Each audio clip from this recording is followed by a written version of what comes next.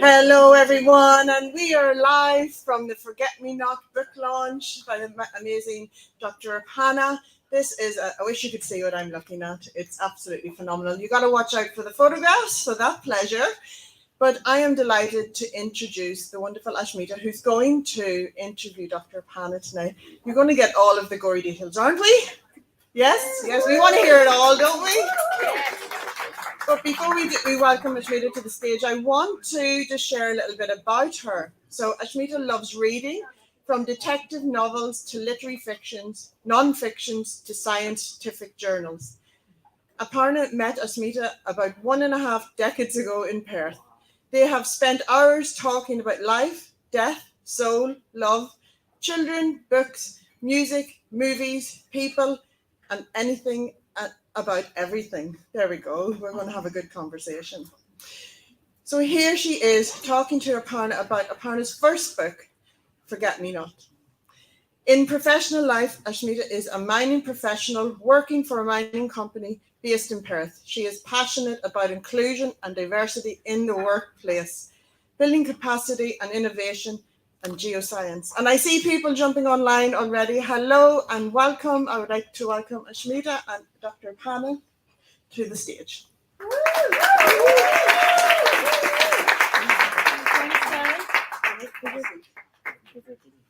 It is. You need to get close to it. Okay, no, close to the microphone. Thank you. So, really excited to be here today. Nearer? Can you hear me all right now? Because you're on Okay. So, good evening, everyone. I had the privilege to read Aparna's book's draft in December. And as Karen said, I've known Aparna for a long time, and I've seen her excel in many things. But I actually did not know she can write as well. Because, writing is really hard. It's about having the courage to wear your emotions on your sleeve, having the courage to take your soul out to everyone, and also the practicalities as well. How hard it is to put some words on a paper, right? I think Hemingway once said, "What is there to writing? You sit at a typewriter and bleed." And anything to do with bleeding is painful. So, when I read through the book, I greatly admire her courage and her ability to take time out to act upon the urge to tell her stories, which is brilliant. And those of you who know Aparna, you know her just for life. You know her passion about music, dancing, family, food, friends, and everything. And if you read her book, you can actually see all her love for life and her passion coming through from each word. And when you look at the characters, they are everyday people. And I think some of the characters are probably in this room today and coming alive through her lenses. So that's the other thing, Aparna's lenses. Yeah. That's quite special too. And when I was reading the book, the chapter she wrote about her mother, I found it really moving.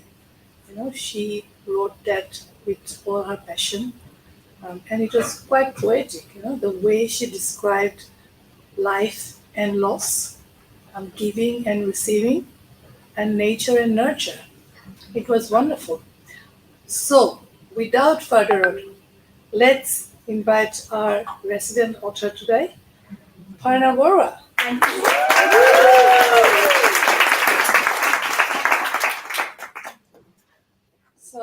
So excited to be here with you today. Absolutely. Same here.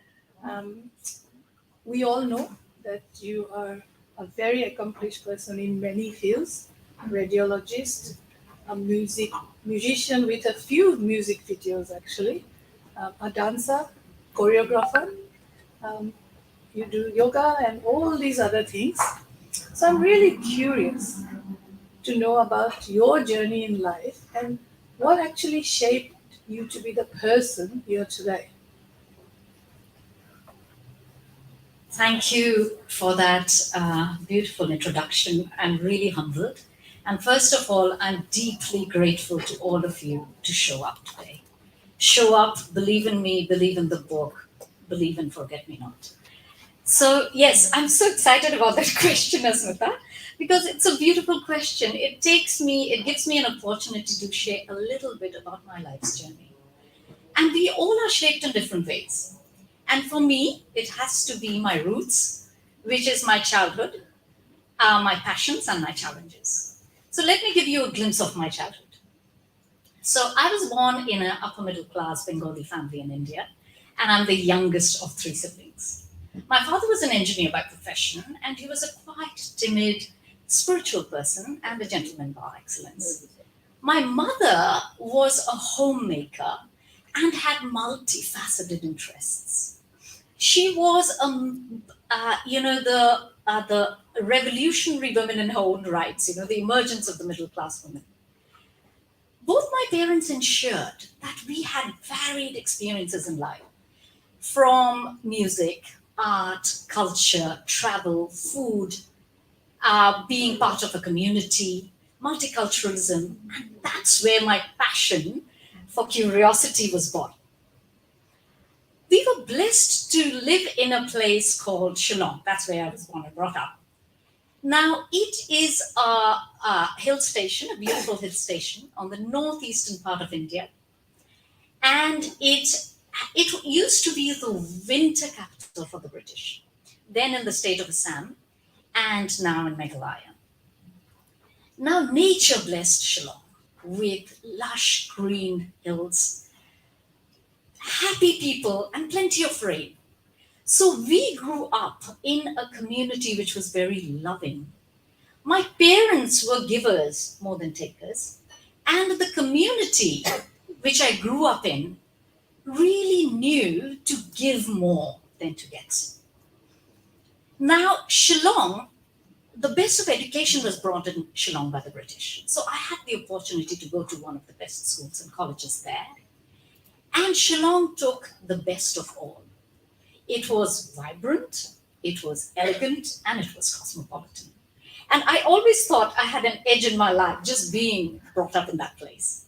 Now, one very interesting fact about Shillong, and I have a few people from that state here who are my dear friends, the Khasi people, they are a matriarchal society. So I had the women empowerment thing going on at home because we are Bengalis, and as you know, the Bengali women are always pro-women. And then the external influence was from the place that I was brought up in. And then after my schooling, I went to medical school, graduated, and flew off to Delhi for bigger and better opportunities, where I met my husband, Sunny, and we promptly got married and went off to the UK. So we lived a decade and a bit in the UK and then migrated to Perth some 13 years ago. Now, in that time, I grew through my challenges as being a migrant. I had the opportunity to enjoy an ascending career. I explored new, cultures and imbibed to them, and had the greatest opportunity of being a mother of two beautiful boys, and also the challenges struggling with childcare and an ascending career. So, but anywhere, wherever I was, whether it's in medical school or in UK or in Australia, I took every opportunity for my creativity. Be it no matter how little, I made sure I had music, dance, yoga, meditation, name it, and I had it all. So in my own little ways, whatever time. But my personal journey of self-development began in birth. And this was approximately 13 years ago. And I deeply dived into it for the last 5 to 6 years. And that came through loss. I lost both my parents, COVID. But I found a lot in this journey. I found kindness. I found compassion. I found gratitude, and I found self-love. And overall, I found my clarity of my passion and purpose. My purpose, first let me go through my passion to learn, grow, and teach, and motivate others and bring the best in others, and my purpose to be of service, or could I teach and could I contribute in any aspect of my life, be it at work, be it music, dance, whatever little I know, I try, and that gives me a lot of peace. Funnily, when you are a reflector of your own life, you find out things which are very faulty, vulnerable, and inauthentic, and you embrace them all. And that's why I'm experimenting whatever I'm doing, because there is no fear of failure. And that is growth. And here I am, adorned with my failures, my challenges, my faults, my victories, and my opportunities, and I'm total work in progress.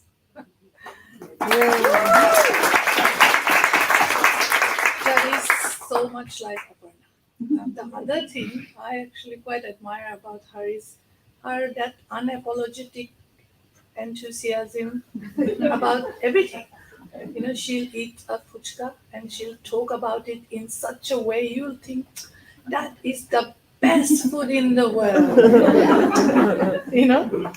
So I was reflecting the other day with her, and about 10 years ago, she started this dance group called Global Desi. Yay, girls, global business. There is a essay in the book about that. But one thing she didn't actually write there, which I thought was brilliant, was she actually set a trend in Perth.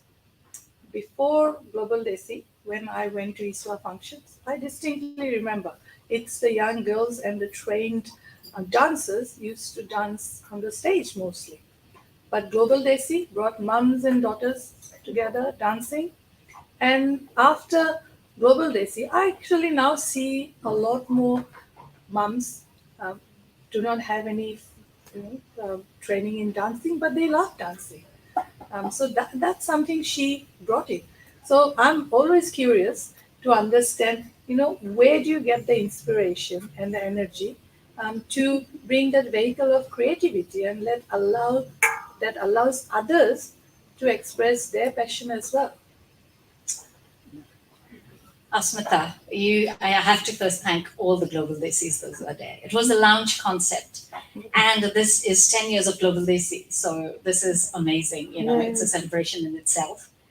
And I think I have to first thank all the Global Desis, those who are here, because they believe in my enthusiasm. They believe me.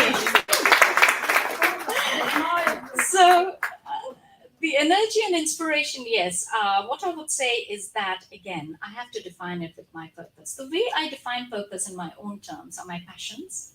And then I work on them to make it my strengths with a mindset that how can I contribute to others? So that's my definition of purpose.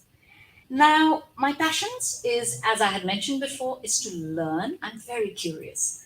Grow, teach, personal excellence, and I have to mention, I like motivating others and bringing out the best in them. Now, that keeps me going. And regarding the practical aspects of how I do the energy management, I can't say all this. This sounds very spiritual and earthy. The practical aspects is I'm a very routine and disciplined person to the extent of slightly being boring, I guess. You can see a lot of my friends here who know that I yawn by 9:30 when I'm in a party. I sleep at a particular time, I eat at a particular time, and I'm quite very disciplined. The other thing is the space for creativity, because the space for creativity is a soul connection. That is the time when I'm completely alive and present. I am totally myself, I embrace freedom. And that has to come when I have that space. And that time is created by my family. I have to mention my boys here. When I say boys, even Sunny is a boy, my husband, who is a silent rock behind me in all my endeavors. And my older boy, Adi, who is just standing there and trying to hide himself, I think he would be the constructive criticism and keeps me on the ground. And my younger boy, Ari, oh my God. He is the influence. Mom, when is your book coming? You have to do this. When is your dance coming? When are you writing book? Your book has to come out with him. So he is actually my greatest influence. He really encourages me. So I'm really blessed and I'm really grateful that without them I couldn't do the things that I do. Thanks, Aparna. What about your journey with this particular book? You talked a lot about soul connection and you talked about simple joys in life that makes you fall in love with life all over again. So why this book? What is your inspiration and your journey with this book? Everybody loves to hear and share stories, and if they are emotional, you have a deep human connect, you know. So this journey was totally, with lots of my creative journeys, Asmita, as you might be knowing because you're so close to me, that everything is spontaneous and unplanned, and this too was. So so I conceived Forget Me Not. After we went to a wedding in India and came back in Jan 2020, where it was my nephew's wedding in India, and a caretaker of a guest house really opened my heart out with his simplicity, love, and human connection. He related love, the simple things in love, and that inspired me so much that I wrote a story on him. When I say wrote, it was actually journaled in my book and in my notebook, and I expressed it to my boys and Sunny, who was there, and they all said, "Oh, that feels nice. Why don't you write?" And I penned down 4 stories, all with that feel-good factor, the simple things of life, love, kindness. And I wrote about 4 people who inspired me. And then we came here and COVID struck. There was loss. I lost my dad. And loss all over the world. We lost connection. We lost control as doctors, as mere mortals. And that's when I delved into myself and found my journey inwards to find some peace and comfort within me. And through the guidance of multiple books, meditation, reading, journaling, suddenly I realized that my creative channels really opened up. And I got innumerable opportunities. And one of them was my music, my music videos. And I suddenly got an exposure to them. And the other one was a book. I met a friend in April 2022 over a coffee who said she had written a book. And Karen was the publisher. And she said, "Why don't you do a Hay House Writers Challenge?" And I said, "Okay." I did it. I wrote 6 chapters and sent a book proposal and a book hook very worriedly to Karen. I heard a lot about her, and she's in that same genre of self-transformation. And and then I get an email back saying, "Can you write 25 chapters and 25,000 words? And shall we meet up?" So we met up very coincidentally, and Karen was very kind, and she has led this journey, to be honest. And I finished my book in 4 months. And because I was under pressure, because she said, "When do you want the book out?" I had no clue about books. I said, "January 2023. She said, "Then submit the draft." I did it with love. And she said, "Then finish your chapters and send it to me by September." And that was hard, I tell you. But it was a great journey and a great experience. Now, these 25 stories are chronicles of my life. They are people. I think a story is never written because they are real life, they're experienced. And I have experienced these stories. They are of real life people. Each of them is a teacher. Each awakened me in a different way. Each brought out a different perspective of seeing life. They brought out the feel-good factors of joy, kindness, compassion. And my intention and my belief is that any reader who reads this, and if I can evoke a feel-good factor, a smile in the face or a tear in the eye, or an emotion of human connection like compassion, love, gratefulness, I think my purpose and my mission is accomplished. And that's it. This is going to be a bit of a rapid fire questions.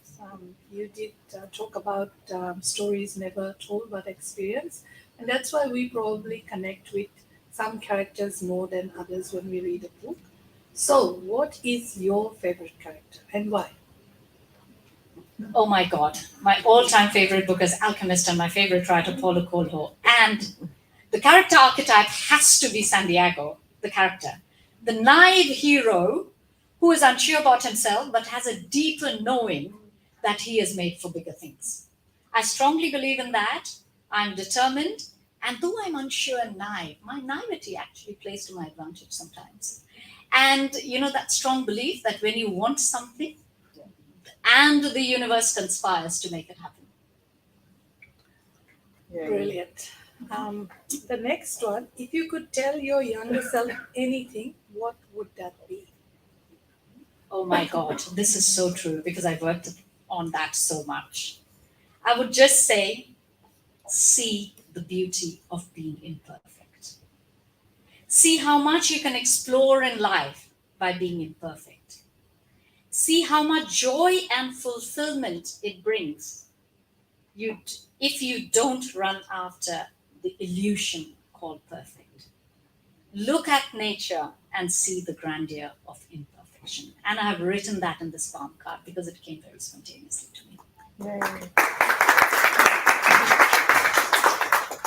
That is beautiful. Now, is there a particular message you would like to give to your readers? Of course, dream, dream, and dream. It's the possibility of a dream come true that makes life interesting. And the only thing that makes a dream impossible is your fear of failure. So dream and yearn. Keep dreaming. So, homework for all of us tonight is to dream. Yes. So, what are you working on now? Your new book or any new project or your new dream? I've already written another book, and again, it's an anthology which is coming out in May. Is that right, Karen? Yes, I'm in it too. Yes, So it's women. it's actually coming out in April at the London Book Fair. It's coming out in April in the London Book Fair. Oh my God, honored. So it is an anthology of 25 women writing, women leading the way, our own journeys and memoir about who we are. And I'm totally, totally excited. And I already have my third book, that means, isn't it? I already have the seed in my mind, and I've just spoken to the boys about it. And as you know, Sunny always says, yes, yes, so he has said yes. And I don't know when it will come out. But my new exciting project is I'm trying to be a life coach. So I am doing a course with the Jay Shetty certification program in America. And I'm already 2 months in. I'm working day in, day out. I didn't realize I had to work so hard to become a life coach. And I aim that I become a transformational life coach in the psycho-spiritual kind of pathway. And I'm really looking forward to that. The last question. Your readers or the people who want to engage you as a life coach, how would you like them to connect with you? Is it, do you have a preferred media? I am in Facebook. So two of my profiles are Aparna Baruah and Dr. Aparna Baruah is my official site. I'm in Instagram. And again in Instagram, I'm Aparna K. Baruah, and we have a page called Forget Me Not. So, and yes, I think now I'll have a page in KMD Books. Am I right, Karen? Yes, yes. So It launches on Monday. yes, and most of you, those who are here, has Aparna's number. And Aparna always answers via WhatsApp. Even if she's in the middle of work, in the middle of meeting, unless she's really caught out. So, and anybody who wants to connect me, please give me a call. Absolutely.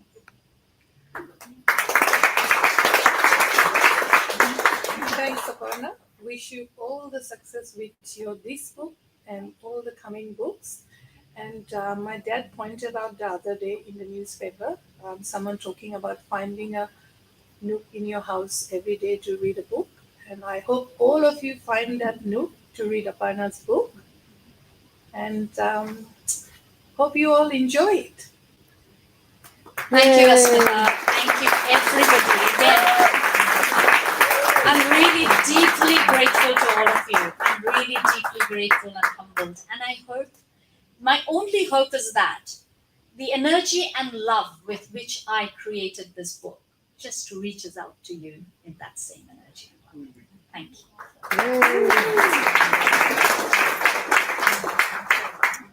Thank you, everyone, and thank you, everyone, for watching. Don't forget to hashtag #ForgetMeNot whenever you're doing posts about this amazing book. Go to kndbooks.com and grab your copy today, wherever you are in the world, and we will get it to you as soon as possible.